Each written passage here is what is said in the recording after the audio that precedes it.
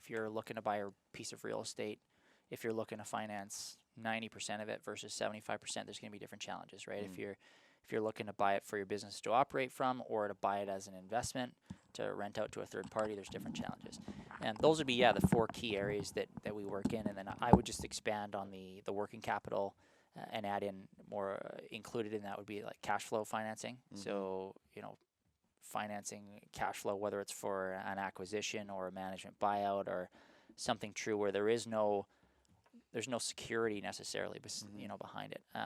So I guess if you want me to kind of jump through each one, Sure. let's start with real estate. Real estate's always a hot topic on the West Coast here, and probably throughout Canada right now. Yeah. So real estate, I'd break it down into 2 or really 3 different things. So in real estate, there's construction finance, land acquisition, which we kind of categorize together, and then there's operating finance. So a commercial building that somebody operates from, a business operates from. So it's the building they run their manufacturing plant through, they store their equipment in, what have you.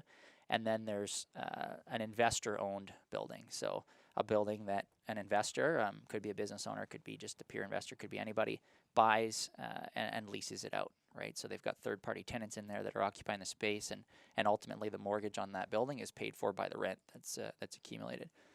So in those 3 areas, every one of those makes a huge difference to the bank. So if we start with an owner-occupied building, if a business owner is looking to buy an owner-occupied piece of real estate, the bank is going to adjudicate, they're going to approve that loan based on the cash flow of the business that's going to operate out of there. Right. Okay, so if it's a business that was previously renting, then they're going to look at the net income of the business the last year. They're going to add back some non-cash items, amortization, and maybe interest they paid or something like that. And then they're going to add also the rent that they were paying the previous year, because they're no longer going to be required to pay that rent once they move into the new building. So they normalize that income statement with, and then offset that against the new mortgage that they're going to pay. So the bank wants to make sure that the operating business that's going to be in there is going to pay that mortgage.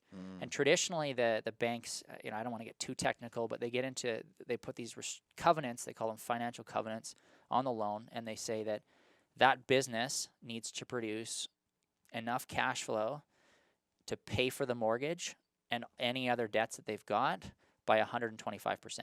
So if the total principal and interest payments of the mortgage and any debt they've got is $100,000, then their normalized EBITDA, earnings before interest, tax, depreciation, amortization, that normalized amount needs to be $125,000. So 125% of the $100,000.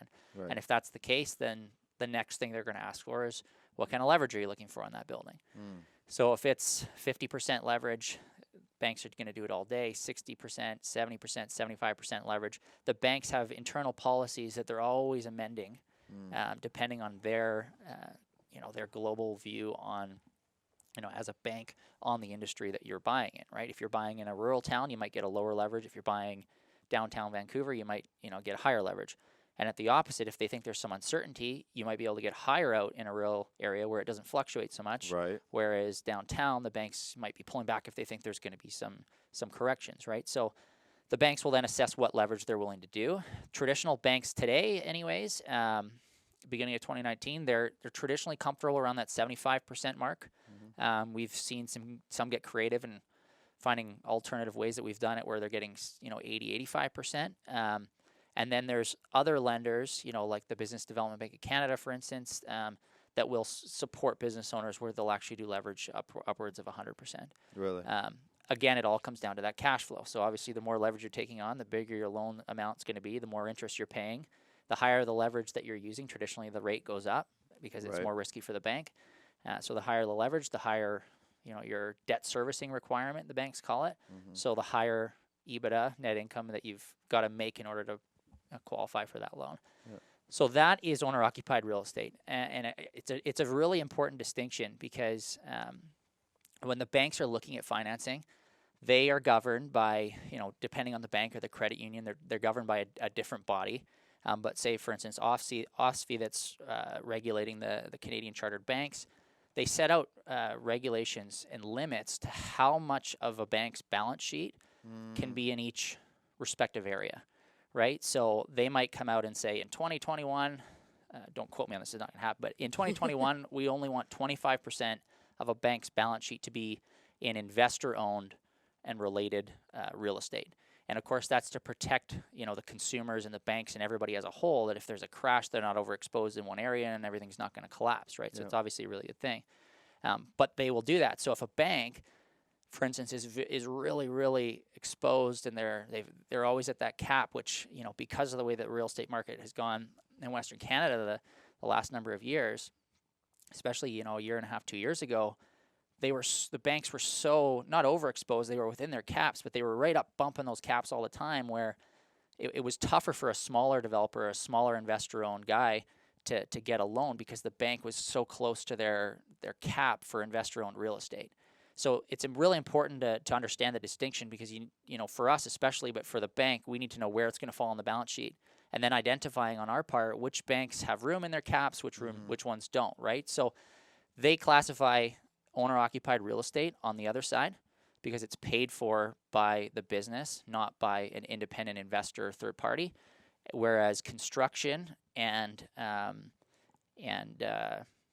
like a long-term mortgage that's rented out, that's all considered to be, investor-owned. Anything speculative. So if you're constructing a building for your own use, that would be owner-occupied. Right. But if you're constructing a tower downtown that you're going to sell the units after, they would consider that investor-owned. And of course, the struggle for some of the smaller mid-size investors and developers is that, over the years, the banks, of course, they love doing a deal downtown for one of the big, 7 or 8 developers, because it's, if you can put $200 million out in one transaction, that's way less admin you got to put to a file compared to doing, 100, $2 million transactions, right? They still collect their same fee, and they love the construction projects because they can fee it up front, and they get their money back in 18 months.